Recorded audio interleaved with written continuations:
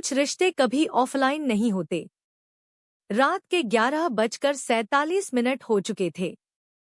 पूरा घर गहरी खामोशी में डूबा हुआ था। बाहर ठंडी हवा बह रही थी। खिड़की का पर्दा धीरे धीरे हिल रहा था, जैसे कोई अदृश्य हाथ उसे छू रहा हो। दीवार पर लगी घड़ी की आवाज, क्लिक क्लिक क्लिक, हर सेकंड मानो किसी याद को जगा रहा था। कमरे की लाइट बंद थी। सिर्फ मोबाइल स्क्रीन की हल्की नीली रोशनी सीमा देवी के चेहरे पर पड़ रही थी। वो बिस्तर के किनारे बैठी थी और उनकी आंखें एक नाम पर टिक गई थी, अमन। उन्होंने धीरे से व्हाट्सएप खोला। लास्ट सीन 11:46 रात। उनकी सांस हल्की कांप गई। उन्होंने बहुत धीमी आवाज में कहा, आज फिर ऑनलाइन आया। लेकिन सच इतना दर्दनाक था कि शब्द भी उससे डरते थे। अमन अब इस दुनिया में नहीं था। 6 महीने पहले तक अमन इंजीनियरिंग कॉलेज के अंतिम वर्ष का छात्र था। मध्यम कद, आंखों में सपने और चेहरे पर हमेशा रहने वाली मुस्कान। पिता के जाने के बाद उसने खुद से एक वादा किया था, माँ को कभी अकेला नहीं होने दूंगा।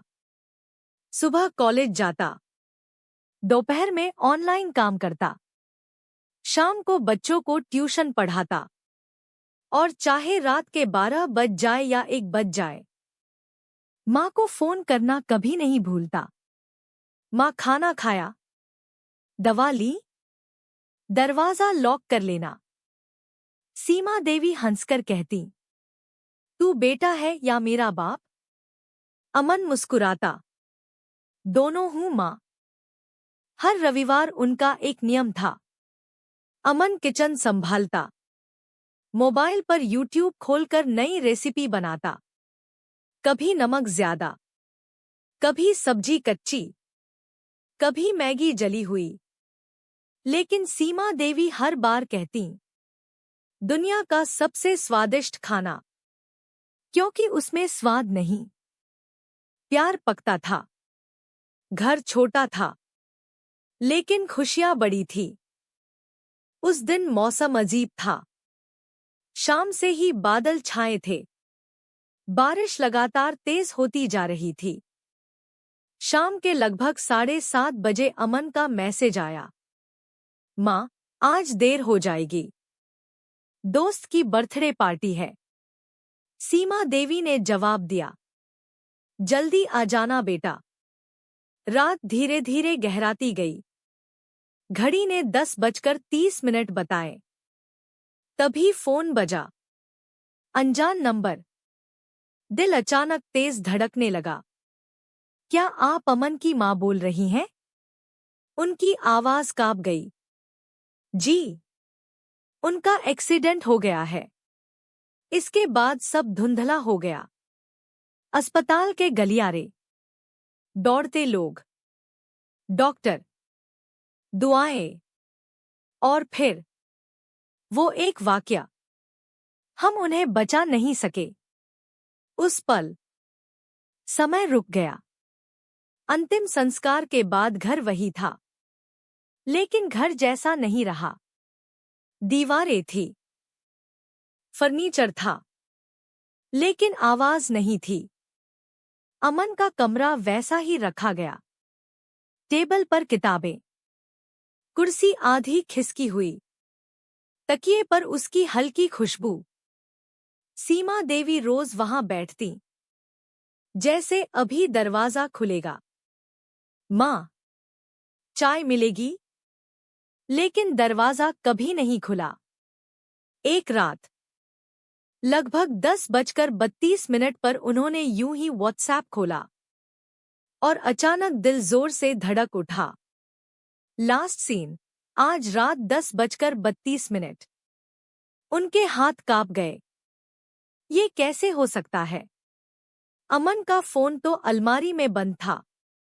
उन्होंने अलमारी खोली। फोन वहीं पड़ा था, बंद, ठंडा, खामोश। फिर लास्ट सीन कैसे बदला? अब यह रोज होने लगा। कभी 11:15, कभी 12:02, कभी रात के 1:30 बजे। लास्ट सीन बदल जाता। सीमा देवी अब सोती नहीं थी। वो इंतजार करती थी, मोबाइल हाथ में लेकर, जैसे समय वापस लौट आएगा। धीरे धीरे उन्हें लगने लगा, अमन कहीं गया नहीं, वो बस ऑनलाइन है। एक रात उन्होंने पुरानी चैट खोली, पुराने मैसेज पढ़ने लगी। माँ, रिजल्ट आ गया। माँ, इंटरव्यू है। माँ, डर लग रहा है। और आखिरी मैसेज, सो जाना माँ, देर मत जागना। सीमा देवी फूट फूट कर रो पड़ी। पड़ोसियों ने कहा, नंबर किसी और के पास होगा।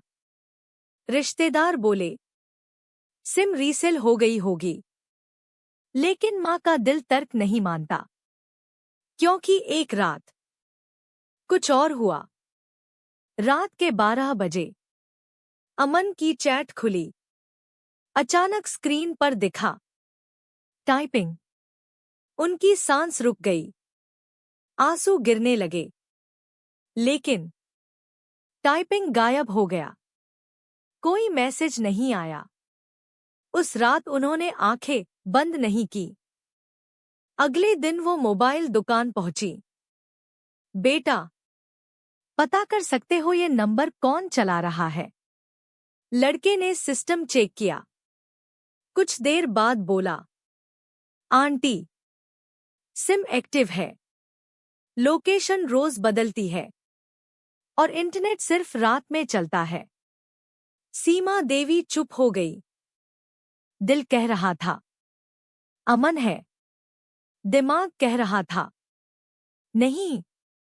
उस रात उन्होंने तय किया, आज जवाब लेकर रहेंगी। घड़ी ने 12:05 बताए।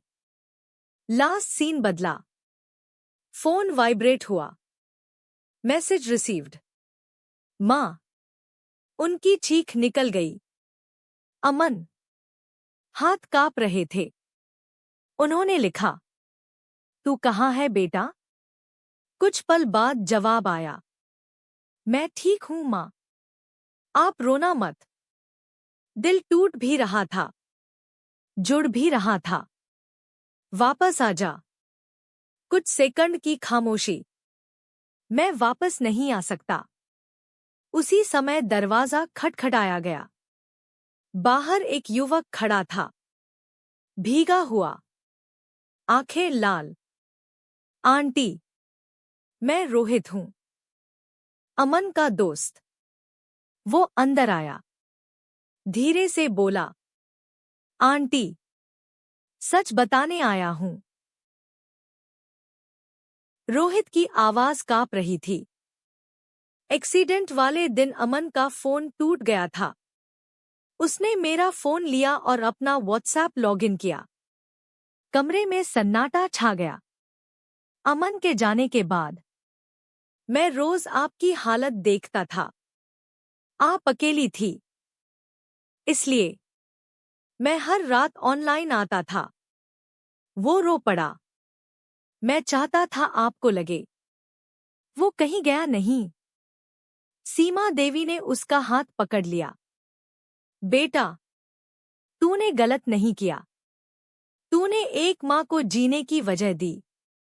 दोनों रो रहे थे, लेकिन इस बार दर्द अकेला नहीं था। रोहित जाने लगा।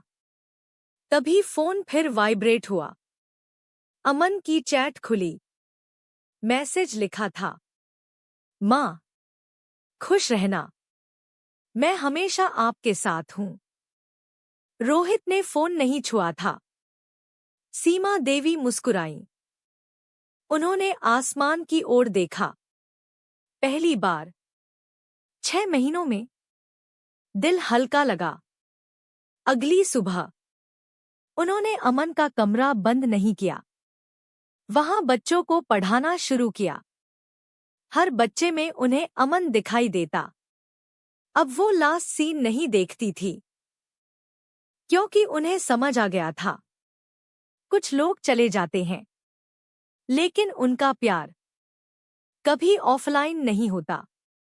मोबाइल की स्क्रीन बंद हो सकती है, नेटवर्क चला सकता है, समय आगे बढ़ सकता है, लेकिन माँ और बेटे का रिश्ता कभी लॉग आउट नहीं होता।